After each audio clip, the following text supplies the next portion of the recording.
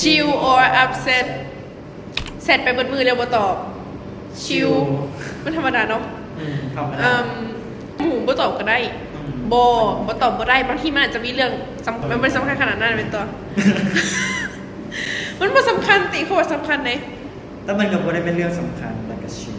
ว่างเบิดมือแต่บ่เติมไฟมาเติมไฟตอนสินอน 11-12 โมงชิลก็ชิลข่อยก็เฮ็ดก็ชิลเพราะว่ามันก็ยังมีเวลาเติมอยู่ข่อยก็เฮ็ดโอเคแต่กับใครบางคนที่แบบเฮ็ดไฟดับเทื่อนึงนี่เนาะส่งรูปให้เฮาแล้วเอารูปไปลงสตอรี่ต่อก็ชิลมันก็บ่ได้มีหยังหลายฉันอับเซสแบบเธอไม่รักฉันเหมือนเดิมแล้วหรอแบบแกบ่เอาก็อยากให้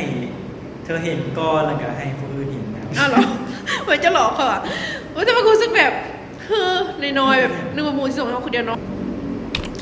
นัดแล้วลมนัดกันจบเจือบนหอยเวลาลม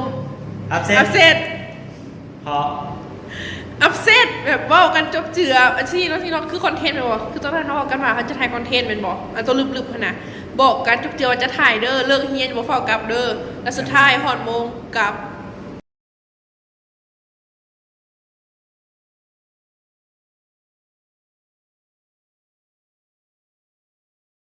ไปใส่แล้วส่วนชิวอัพเซตชิวเฮียไปใส่กับโบส่วนเนาะแบบบางทีเขาจะลืมเขาแล้วเนาะ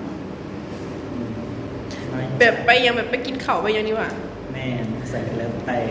หมู่มีแฟนแล้วบ่ตอบแซดเฮาชิวก็ชิว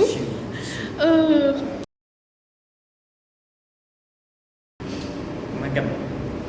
นี่กับหมูก็แค่หมูเนาะก็แค่หมูผู้ชายเข้ามาเขาก็ไปเนาะกับหมูแบบอยู่นี่บนไว้ใส่มัน